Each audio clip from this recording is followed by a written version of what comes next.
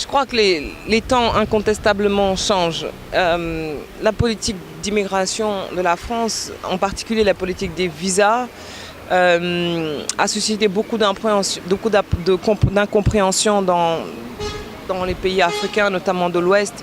Je pense à la situation des étudiants, voire même des intellectuels, des artistes qui avaient du mal à venir en France, même pour une conférence. Et ça, c'était scandaleux.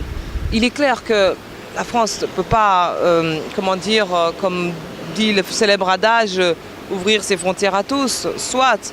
Mais c'est d'abord la France qui l'avait souhaité, puisque ces immigrés ont participé à la reconstruction du pays, après, comme on l'a vu au cimetière de Tcharoy, après que ces tirailleurs soient morts pour elle.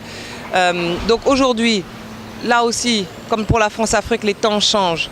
Ce ne sont plus les pays qui choisissent leurs immigrés, ce sont les immigrés qui choisissent le pays où ils veulent aller, puisque voilà, les plus brillants citoyens, immigrés ou pas, de l'Afrique, s'envolent vers le Canada, vers la Grande-Bretagne, vont là où les opportunités économiques se trouvent, vont là où les universités brillent.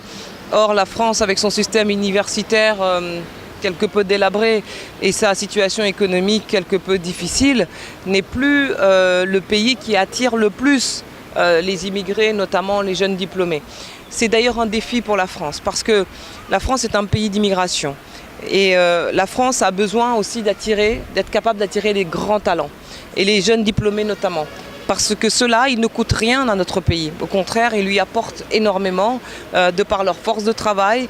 Regardez l'exemple connu de Tidjane Thiam, qui s'est retrouvé président du Crédit Suisse alors qu'il était polytechnicien et s'étant heurté à un plafond de verre, il a été obligé d'aller s'exiler en Grande-Bretagne. Ces histoires-là arrivent tous les jours.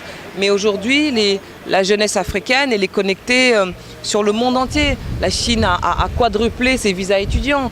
Donc voilà, ce n'est plus les pays occidentaux finalement qui choisissent leurs immigrés, ce sont eux qui choisissent les pays où ils vont. C'est une réalité nouvelle qui change beaucoup de choses et dans les années qui viennent, ça va se renforcer.